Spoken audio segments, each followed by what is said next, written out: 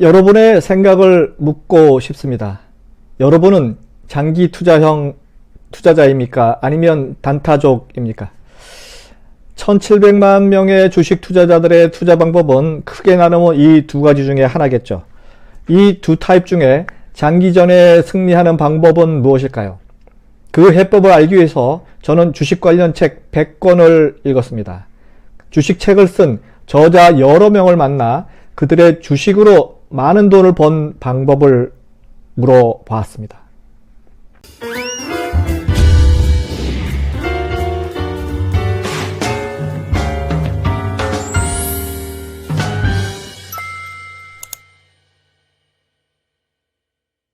안녕하세요. 유통구단 김앤커머스 대표 김영호입니다.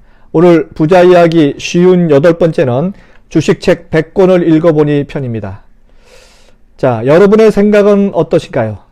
대한민국 주식이라는 산업은 과학적으로 접근해야 할까요? 아니면 돈 놓고 돈 먹는 투기판인가요? 국내 주식 투자 인구가 1700만 명이라고 합니다.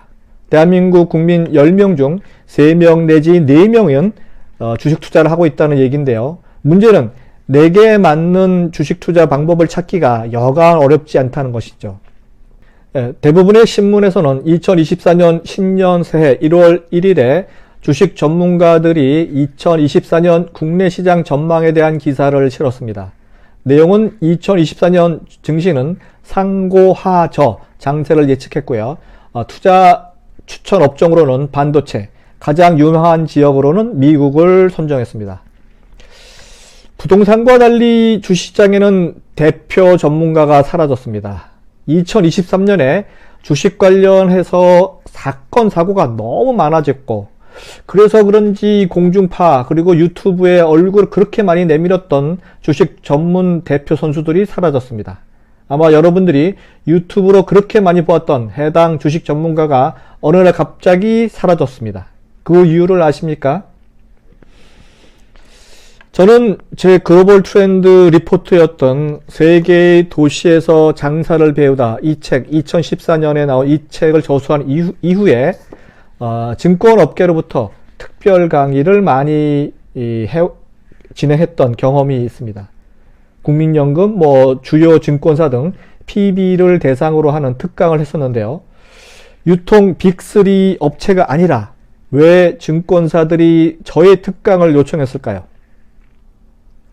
그 이유는 데이터로만 알고 있던 선진도시 및 리테일 현장의 그 소리를 알고 싶었던 것이었습니다.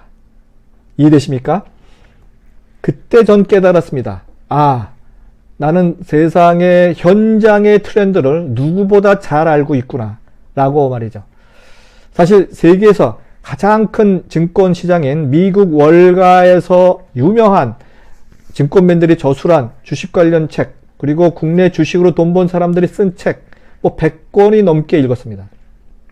최근에는 주식으로 많은 돈을 번 후에 자신의 주식 성공담을 책으로 저술한 저자들을 만나서 자신만의 주식 투자법을 인터뷰한 경험도 있고요. 해당 저자만의 주식 투자 방법도 잘 이해하게 되었습니다. 하지만 남의 주식을 빌려서 비싸게 팔고 싸게 사서 되갚을 수 있게 만든 이 공매도라는 이 제도, 외국인과 기관 중심으로 움직이기 때문에 개미 투자자들은 애초부터 기울어진 운동장에서 싸움을 하는 것과 같다는 결론에 이릅니다. 그냥 공매도도 아니고요. 빌리지도 않고 실제도 없는 주식을 판매하는 불법 무차입 공매도 제도가 존재하는 대한민국에서는 개미 투자자가 돈을 벌 수 있기는 정말 힘이 들 것입니다. 공매도 제도에 제대로 된 그 관리 감독이 없는 한 영원히 개미 투자자는 루저로 남게 되는 판이 바로 대한민국 주식시장입니다. 여기에 각종 테마주로 인해서 롤러코스터를 타는 형국을 맞이하기도 합니다. 지금까지 각종 테마주로 돈 벌었다는 사람을 저는 못 봤습니다.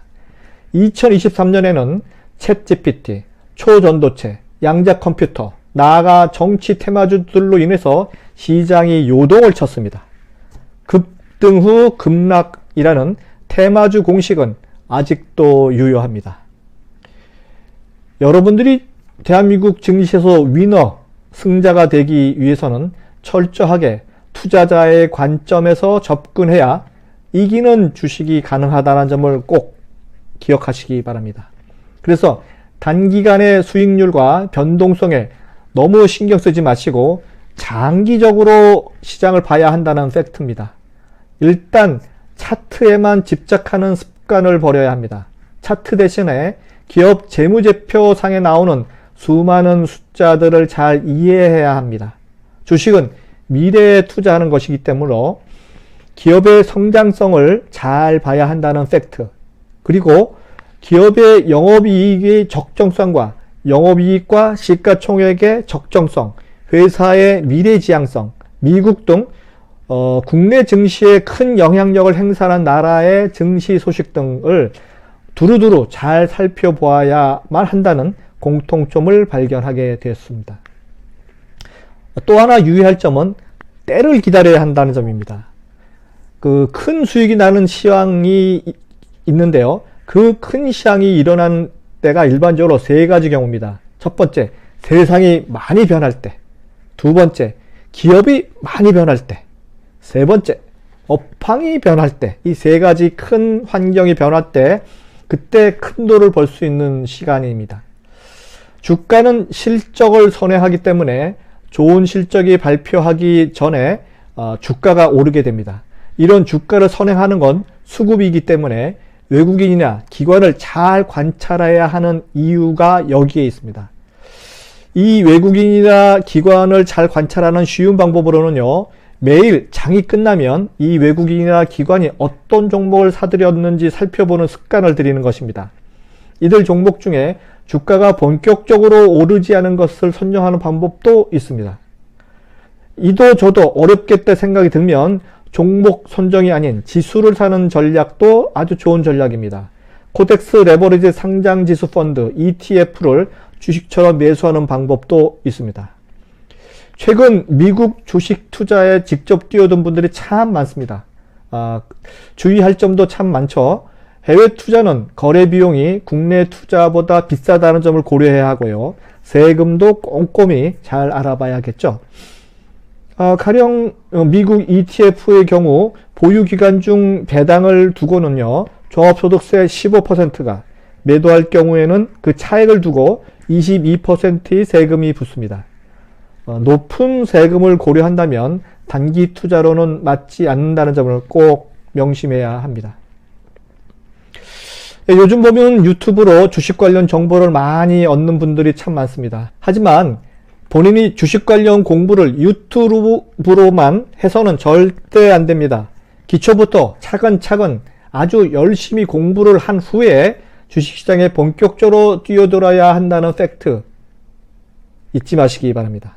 유튜브에 몇십만 명의 구독자를 거느린 유명 주식 유튜버, TV에 자주 나오는 주식 전문가라는 사람들이 사기를 친 사건이 계속 일어나고 있죠.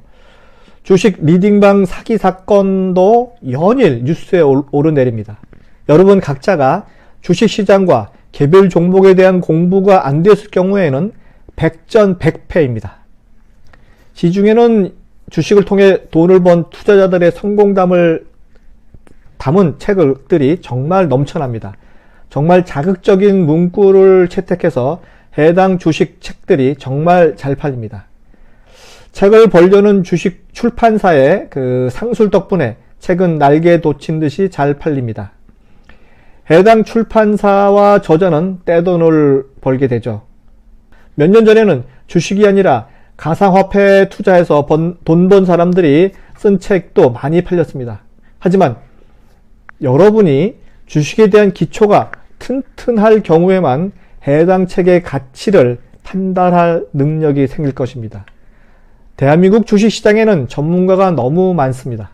책 한 권 잘 팔리면 바로 전문가가 되는 대한민국입니다. 주식 관련 책 100권을 읽어보고 난 저로서는 대한민국에서 주식으로 부자가 되는 지름길을 잘 알게 되었습니다. 자, 결론에 이릅니다. 유통구단 김용호는 이렇게 말합니다. 지금부터 자신이 어떤 성향의 투자자인지, 즉 장기 투자자인지 단타족인지 잘 판단한 후에 투자를 시작하십시오.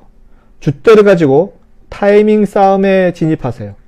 어느 정도 실탄을 가진 상태에서 낮게 형성된 가치주를 줍기만 하면 되는 세상이 올 것입니다.